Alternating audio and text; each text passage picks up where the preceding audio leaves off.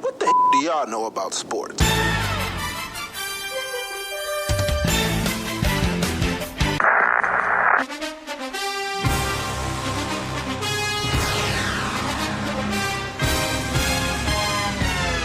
You are now listening to the Best Damn Sports Podcast. Period.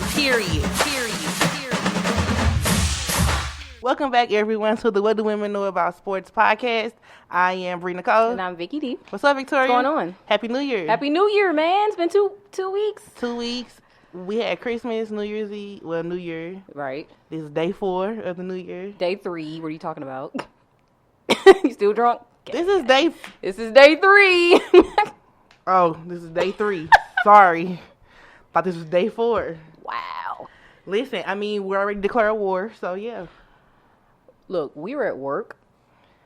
We had nothing to do with this. I was technically off today, so. Oh, you were? You had to work Thursday? Well, so I had a comp day, so I took it. Oh, okay. I was off today. But that doesn't have anything to do with me, though, so. I don't live. I'm just here so I don't get fined. Right. That's pretty much it for my life. So how was your holiday? So Christmas was chill, Mm-hmm. lay back, play games, open a few gifts, whatnot. New Year's was pretty litty, you know. I got pretty lit, you know. It was a good time. You know, watched Anderson Cooper and Don Lemon get hammered, you know. That was fun. I saw the beginning. It wasn't Anderson Cooper. It was Andy Cohen was there. No, he used to be on TRL. Carson Daly. Him, and then it was one of them dancers from like them dancing shows in Twitch. They did like a decade dance where they did stuff like the Dougie. It was dancers from each like decade. Yeah, it was pretty from the last decade or each year. I'm sorry. Yeah, it was pretty odd, but okay. Okay. I mean, Twitch can really dance, so there was this. The girl, she kind of didn't have any rhythm. It's probably his wife. It wasn't. Oh, it's not? No, it's Julianne Hough. Oh, Julianne Hough. Oh, yeah, okay. Yeah. Well, some of the dancers, she just look kind of stiff. Because she's more like, you know, trained. Like she's trained, yeah. Right. Whatever. Okay. So, I've missed this. I know. It's good to be back. I know. So, it's been some action. Well, mainly in like the basketball Mainly world. in basketball, yeah. So, we got to start off with some kind of like sad news, you know. Pretty sad. So, David Stern has passed away on January 1st. I know. That's really sad. Like, he made one day into the new year. But David Stern had been sick. You're right. So, yeah. Yeah. So, he's started his 30-year tenure as a commissioner of the NBA on February 1st, 1984, until he retired February 1st, 2014. Mm-hmm. So overall, he's the 4th commish to do it. Commish, you know? Where you get that word from? But some of the things that he has done to help the NBA evolve. So back then when he first started, pro ball was 3rd in popularity and income generated behind the NFL and MLB. Mm-hmm. The NBA brought in less than $25 million annually in network avenue. So the salary cap was less than $4 million. NBA at first it was 23 teams. Now it increased to 30 teams. Before there wasn't a Canadian franchise. Now we got the Toronto Raptors. Right. Playoff games were not shown. They were not live. They were it was a delay, tape delay. So they weren't live back then. And it's also become a global brand. So he, in those 30 years, he's changed the game. He even helped he was the reason for the WNBA in his his time as commissioner. So he helped pioneer that. So he did a lot in his 30 years as being a commissioner of the NBA. So I commend him for that. He leaves behind a really, really great legacy. Right, but before that, he's been in the NBA. Yeah. But so of course, we got some stars that sent their condolences. So Scottie Pippen says a very sad day for basketball. We saw David Stern a lot in the 90s, and I found him to be kind, thoughtful, and almost always the smartest person in the room. Bill Russell said, I cannot put into words what the friendship of David Stern has meant to me, but many others. He's changed so many lives. David was a great innovator and made the game we love what it is today. This is a horrible loss. Our hearts are with Diane and their family. Rest in peace, my friend. Shaq also tweeted a few words. He said, rest in peace, Mr. David Stern, the best commissioner to ever do it. D. Wade, rest in peace, David Stern, shaking your hand on June 26, 2003 was the dream come true. And as it was for like most of the players, you know. So like most players who we have seen come through in his time as commissioner, like David Stern. Right, to have David Stern announce your name was a big deal. Right. So I get it. So I get it. Pau Gasol said, today the NBA family lost a legend, a leader that changed our game for the better, a father, a husband, a friend. Rest in peace, David Stern. You will forever be missed. Michael Jordan sent one, you know, through his publicist, through his team, you know. Okay. He said, without David Stern, the NBA would not be what it is today. He guided the league through turbulent times and grew the league into an international phenomenon, creating opportunities that few could have imagined before. His vision and leadership provided me with a global stage that allowed me to succeed. David had a deep love for the game of basketball and demanded excellence from those around him. And I admired him for that. I wouldn't be where I am without him. I offer my deepest sympathies to Diane and his family. Magic Johnson, he also remembered him because he said that he remembered one of my meetings with David in his NYC office, working with him to improve the overall NBA and the All Star weekend. It was very special that he asked me, and we were able to collaborate and make improvements. Also, like, you know, when Magic Johnson was going through his, like, the whole HIV, like, thing, he said that David Stern was such a history maker. When I announced in 1991 I had HIV, people thought they could get the virus from shaking my hand, which, come on, y'all. That's not it. Know but then it was probably... Right. It's not... Then it probably wasn't as, like, educated as we are about it now than they were then. So I'm not saying it was right then either, but I kind of understand it more. Right. Yeah. He said, when David allowed me to play in the 1992 All Star game in Orlando and then play for the Olympic Dream Team, we were able to change the world. So... He did a lot for a lot of people. Yeah. So he would be like fairly missed. Not fairly, but he would be really, really missed. And I'm just sending like a lot of positivity and love and like to his family. 'Cause I know it's hard to lose somebody, whether if they have been sick or not. Like you still don't want them to like pass away. So I'm just sending all of my good energy like their way. Well, with success comes controversy. Always. You know. So it ain't always been easy breezy. So a few examples. So I don't know if you all remember like the dress code controversy. Yeah. So like David Stern came up with a new like dress code for players because in like October of 2005 he was fed up with like players coming in like being all lackadaisical and being unprofessional with the dress code. Namely Allen Iverson, you know, he don't give a crap. So, you know, when players are like not playing on the bench, Allen Iverson would wear like big T-shirts, baggy jeans, and a baseball hat or whatever. So David Stern was like, we got to change that. So basically, players they could not wear like sleeveless shirts. They couldn't wear shorts, T-shirts, headgear of any kind, like chains, pendants, sunglasses, and headphones. So he's the reason why. He is the reason. If you were watching the game now and your favorite player is not playing, they be dressed in like some sort of like business or casual business attire. Exactly. Okay, now here's my take on that.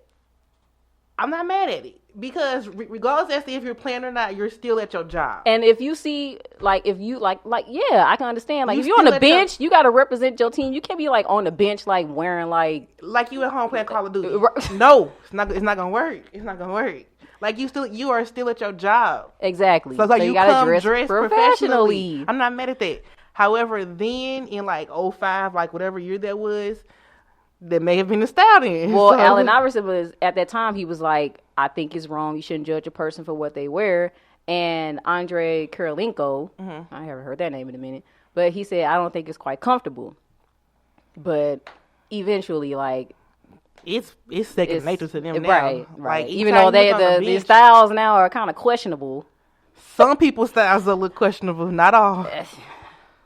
But I do like when you see them come in for like game day, like they be dressed in like suits, some of them, or they just look like really, really nice. I do like that. Right. So I'm not mad about that change. Right.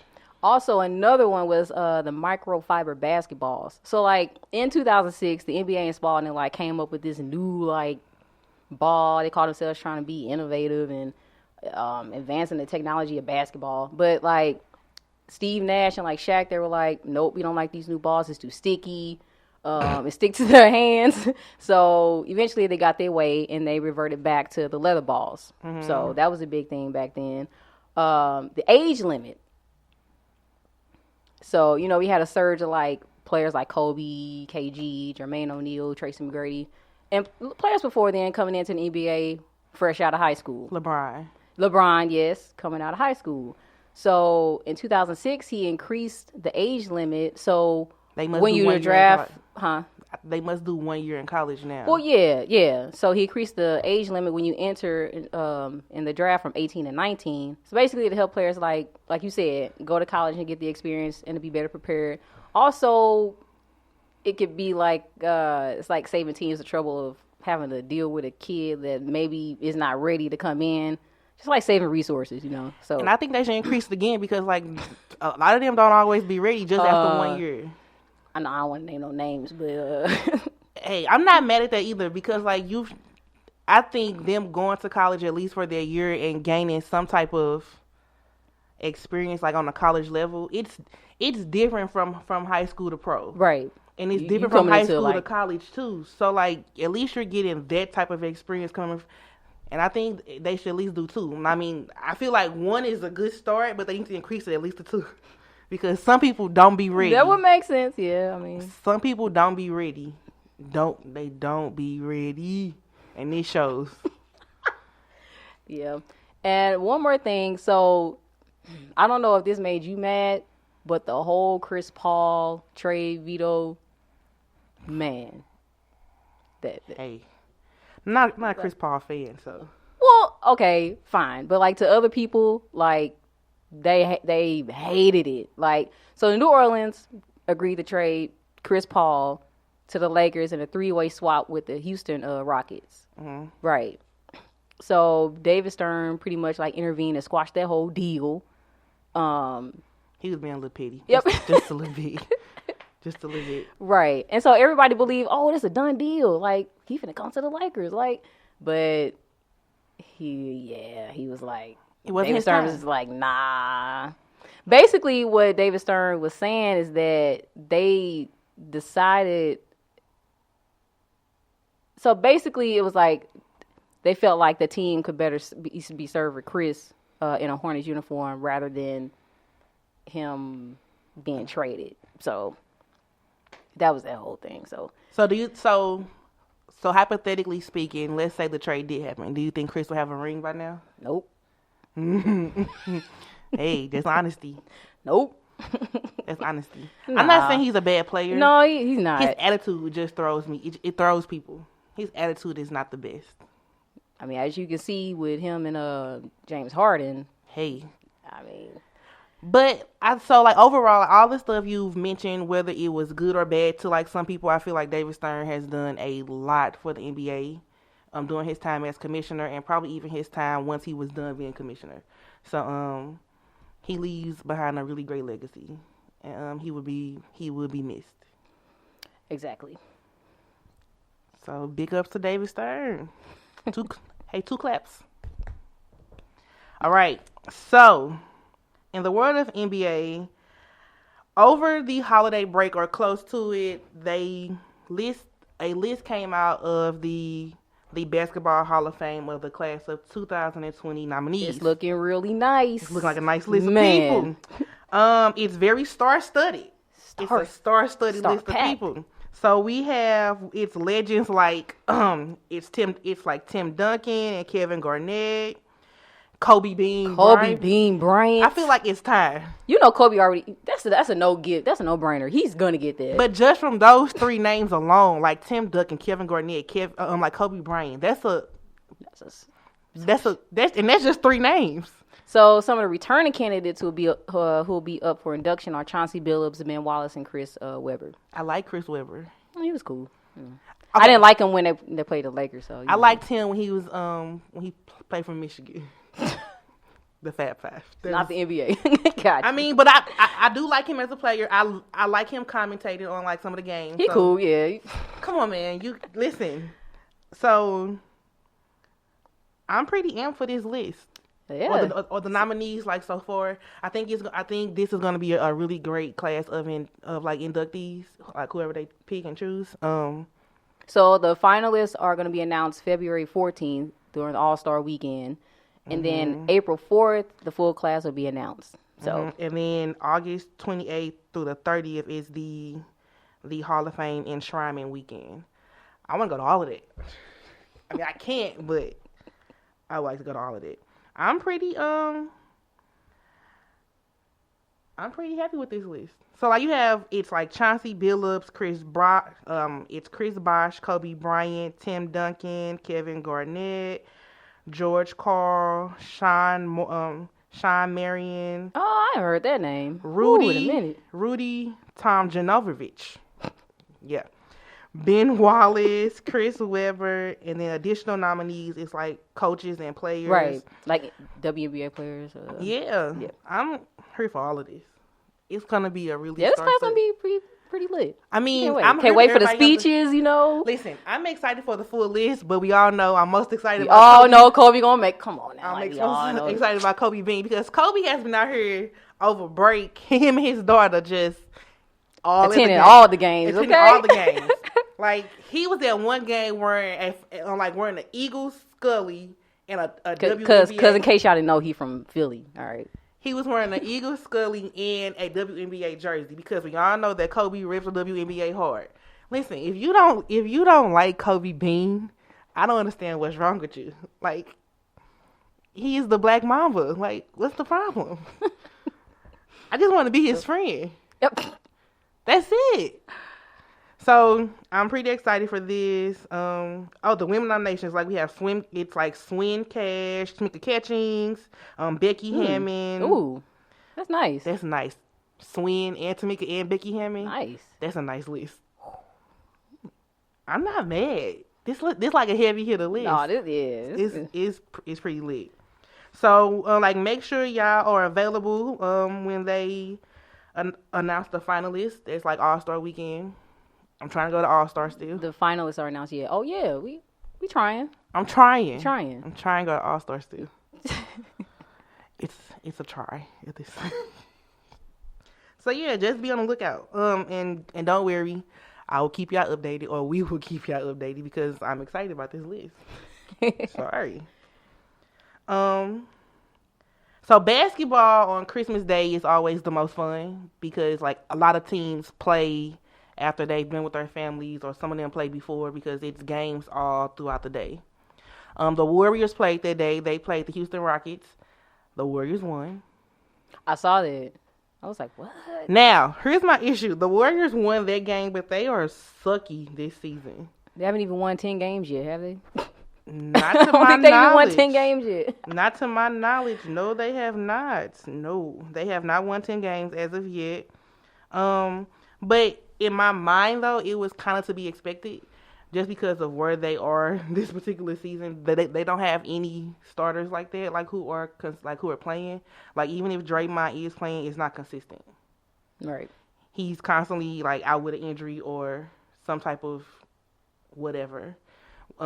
Steph is still out. I know he keeps saying he's trying to return this season, like April-ish. Steph, don't even worry about it. You might want to, the way they're playing, you might want to just chill out. Just sit this one out, and we'll see you. We'll see you in 2021. Like, we don't want to see you at all. No. We don't want to see you. My favorite game of the evening, however, was the Lakers and the Clippers. It kind of gave me like, because it's the Battle of LA. It's the Battle of LA. They are both still in the same stadium, which is Staples Center. Ugh, I hate that. Oh, I always hated that. But the Clippers are getting their own stadium. They need to. Bye.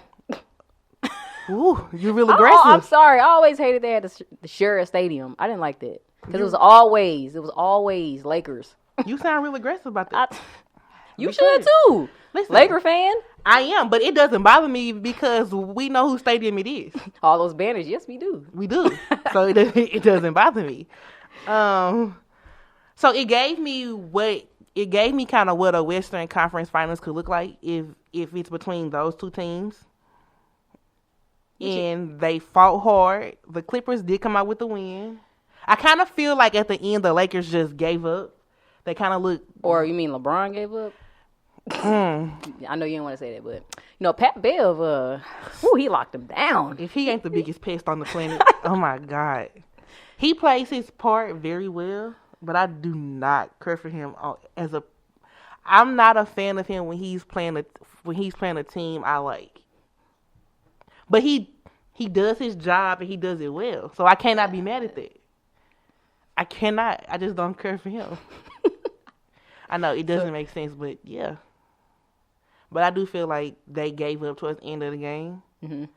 I'm not sure if they just feel like I'm ready to get this game over with or what, but it kind of came off like, all right, like whatever. And you can't have that mindset. I wasn't happy about how the game ended. Okay. Well, this is is it the first time they played?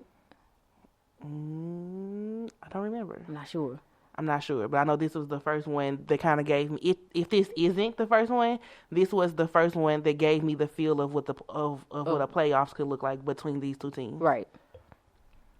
And I'm here for all of that because it was like intense, like it was a straight battle. Because I think in the first half, like it was like a bunch of different like lead changes. It was a lot. Like it wasn't like the Lakers had like a strong lead. It was just like the Clippers was always right there behind them, and then like in the fourth they just came back. Right. So I don't know. Question: if this is a Western Conference matchup, hypothetically speaking, how many games would this go? If it was between them two, Lakers and the Clippers, yes. Ooh.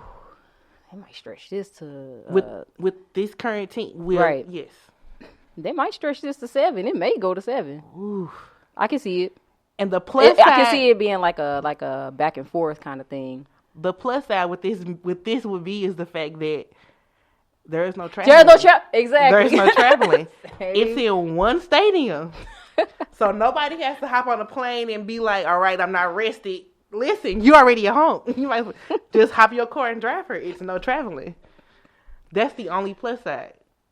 True. So you think it'll go 7? I feel like it'll go 7. Like I said, I feel it'll be like a back and like they'll win. Clippers win one game, Lakers will win another. Mm-hmm. Like that. That's how I feel it'll be if that happens. If they go 7 games. I kind of feel like it'll go 7. But like playoff season stresses me out because I don't know. It stresses me out whenever playoff season hits because it's a whole different ball game at this point. Obviously, and so you want the same team who showed up and showed out like during the season to show up again in playoffs, and that doesn't always happen. So the Lakers may be leading the Western Conference currently now. But that could change after All Star. That can change after All Star. And you don't want that to happen. Like, you want to keep the same momentum going, the same pace. Like, whatever y'all have been doing up until this point, keep that going. And with this being a fairly, like, put-together, constructed team, it kind of makes you wonder, like, so will they have that same momentum after the All Star break? Well, you've seen it happen. Like, teams are just, like, collapse. It could be like a weak team. Like after All Star break, they'll come up and like like for example, the St. Louis Blues. Woo! December of last year, they were dead last. Came back and won the whole thing. But did they have like a break or anything? They do have All Star break, but it's a weekend too. It's the weekend before the NBA All Star. Oh, okay. It's in February as well. So I don't know. My goal or my hope is for the Lakers to keep the same momentum after All Star break, but you never know. But then that's the thing though, because like All-Star games used to be like exciting. They used to players play defense. Now it's like they don't want to risk players getting hurt, so they don't play as hard. So it's like boring. Like, so here's the thing. So All-Star really, most people watch it for the Saturday night activities, which that's mainly all. That's the day that I mainly watch All-Star is on Saturday, which would be like the skill challenge, skill slam dunk 3-point contest. That's what you watch it for. Right. The game is just the added advantage on the very next day and the halftime shows. And speaking of halftime show, Chance the Rapper is headlining. Oh, no. Well, Chicago, yes. As he should. As he should. And All-Star voting is open. Okay. It closes, I believe, in a couple of days. Luka is like number one, man. It closes in it's like 18 days remaining, I believe. Yeah, but Luka leading right now, you know? Yeah. He has had an amazing season so far. So if you have not done your All-Star voting, make sure you do that. Make sure you can vote as many times, right? As you want. I used to vote every day. I used to vote for Kobe all the time, you know. When Kobe played, I voted for him. Last year, I was voting for Kevin Durant every other hour. So hey, vote as many times as you want. It's All-Star. But no, I don't know. Like, it just kind of like, it sucks. Because, like, back then, like, it used to be fun. You know, it still is fun. Now, no, it's not like it used to be. No, it is not. It's not. Because they trying to be careful, and it's like they're not playing defense. It's all offense. 150-point game. Like, what? That's not realistic. It's not real. Right, because they're not playing defense. True. I mean, but the whole showboating and dunking and all that, that's cool. What it is, really. That's what it is, but you want to be able to see, like, all your top players, like, blocking balls or, like, stopping a play or, like, stealing a... Like, I want to see that, too. And it's kind of like whoever is the captain of their team, that they get to pick the players. It's kind of like... I don't like how they did that, too. I don't like that. It's kind of like how they picking players like that. I don't like that. Dodgeball pick. So it's like the last... I pick my friend. I don't like that. Yeah. I don't like that. I like the East versus West. So whoever is picked last, you kind of feel like, well, damn, I must not be special. Sorry. I don't like that. I prefer it to be like East versus West. Me too. They switching it up.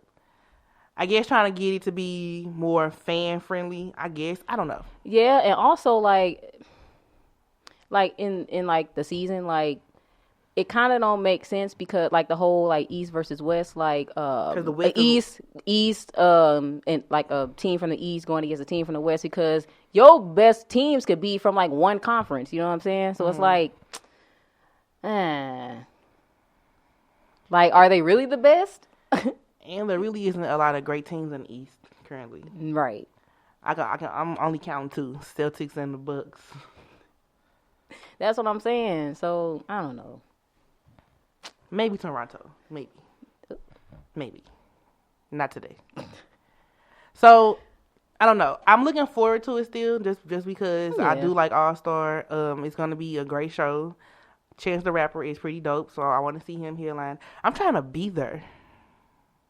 That's the goal. That is the goal. Got to give you the exclusive content, you know? You know, that's the goal. But so, I say all that to say that game with the Clippers and the Lakers, it just gave a playoff kind of feel. I don't know. Like, just from watching just that one game and just seeing how they gave up towards the end, it kind of made me wonder, are they going to come back the same after All-Star break? Or is the All-Star break exactly what they need just to re-energize themselves? So I don't know why all this load management. It can go either way. An All-Star break can either make you come back and be focused, or you come back and just completely forget everything, and then just forget it all. Yeah. It's like a seesaw. But I think the Lakers will be okay, though. Yeah. They'll be all right. I hope. You just never know with certain people. You just never know. But yeah. That's me. That's me. But basketball, it's been pretty chill. I've been trying to keep up with the NCAA because like it's getting ready to be March. March Madness is what a lot of people look forward to. I never do a bracket. I did one time, and I won. Really? Yeah, I think that was the year Kentucky won, and I picked Kentucky. I never do it. Like, yeah, my first try. Like when I do a bracket, it always shatters in like round 1. I don't know what happens. I never because I don't know. I may do a bracket this year though. Yeah, I'm good on that, but it was cool. I may do a bracket. Just because of the fun of it. Like we did one in my job last year. I didn't do one because I already knew like my bracket is gonna be busted in like a day.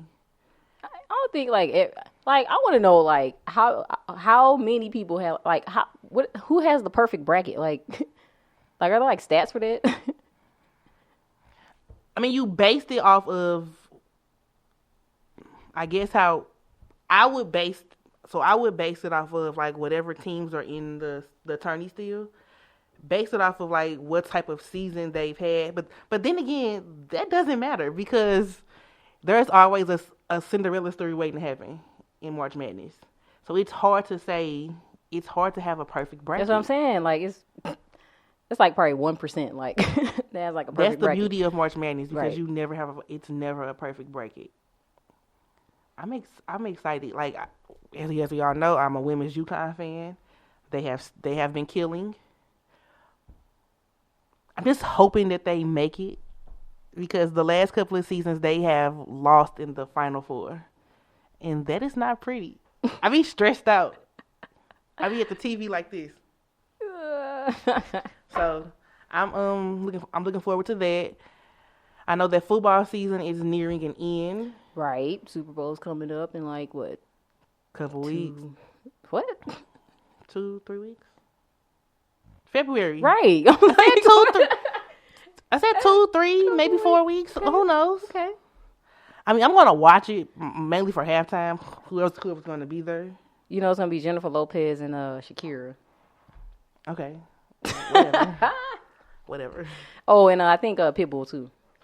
Okay, whatever. No, I'm just gonna watch it for them. I mean, listen, I have stated on this show like many times that football is not my thing. I told y'all a couple weeks ago that I bandwagoned the Patriots. So if they how's that going for you? Listen, it's you win some, you lose some. They're still cool. They what 12-4? They cool. I mean, yeah, whatever. Listen, here's my thing. I view the Patriots on the same playing field as it's the same playing field like that I view like Nick Saban, Alabama on. And they're out of the running. They didn't have a bad season, but it takes just if you lose at least in college football, if you lose at least like one, it kind of puts you at a odd of like being picked like for playoffs.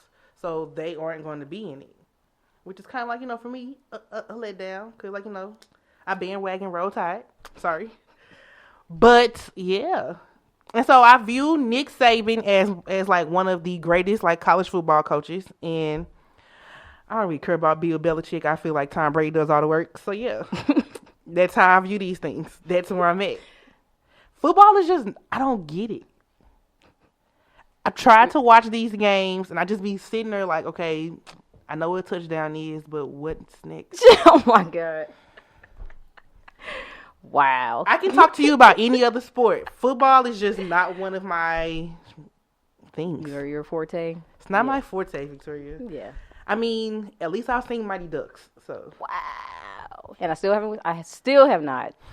So sorry. It's 2020. I'll get it together. Have you seen Mighty Ducks, Chris? That's a letdown. That's really disappointing. I'm like the only one that has not. She hasn't. I'm disappointed. I have the wrong co-host. I'm disappointed. Well, speaking of, I don't even know if it's on Disney Plus yet. I'll find a way. I'll YouTube it, whatever. I'll find a way. Well, I'll go to Hollywood Video or something. Aren't those shut down? No, they still have one. Where? And I told you this. There's one in like Florissant. It is? Yeah. Oh. It's like in the cut. Well, speaking of hockey, the St. Louis Blues are currently first in the Western Conference. Yes. We are second in the league. Right. We won like 8 games straight. Yes, they are getting ready for they're getting ready for All Star weekend as well. It was just announced today that their coach Craig Berube, he has been selected as one of the like All Star coaches. Okay. That's like it's always like the 2 top teams, right? Well, it's the Bruins, Bruce Cassidy, the Blues, Craig Berube. It's the Blues, Craig Berube, and the Capitals. And Capitals tied. Is it Rodin and the Golden Knights, Gerard Gallant. So those are the coaches who are going to host All Star. So it's going to be like East and West. So it's 2 coaches per conference. I mean, why are you saying I'm to the Bruins? No, we don't like the Bruins. We won. Duh. But we still don't like them. I mean, I still like David Beckis, even though he plays for them. Whatever, now. I don't care. He's on the wrong team now. Oh my God, Victoria, let's not be like that. Whatever. Let's be polite. I mean, this is still Blues Nation. But yeah, What? No, go ahead. I mean, I'm pretty excited. Like, have you ever watched the NHL All Star? No, I was gonna say no. So I am going to watch it this season or this year. So unlike the NBA, they televise 3 days worth of stuff. Right. Friday, Saturday, Sunday. Right. The NHL, it's kind of the same, but it really isn't anything like much that goes on Friday night. Saturday is their skills, and so they have like a ice puck like speed racing thing, which is pretty cool to watch. And then Sunday is the actual game. Right. So I've watched it a couple times. It's pretty dope. Where is it gonna be at? I'm not sure. But I will find out, and I will probably post it on the Instagram and let you know. Because I'm pretty excited about that. Well, let's hope the Blues keep this momentum up after All Star. Listen. Please, because we're on a roll. We're on a roll. We're trying to keep this cup in St. Louis. Okay? Yeah. I'm not trying to have Laura Stanley go nowhere.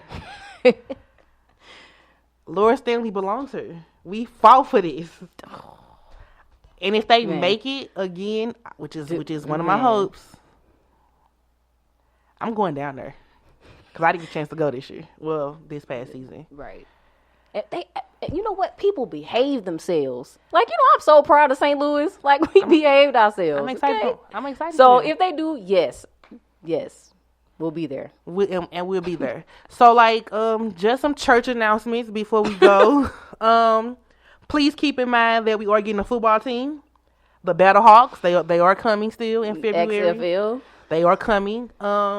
And March Madness, we'll be having games here as well.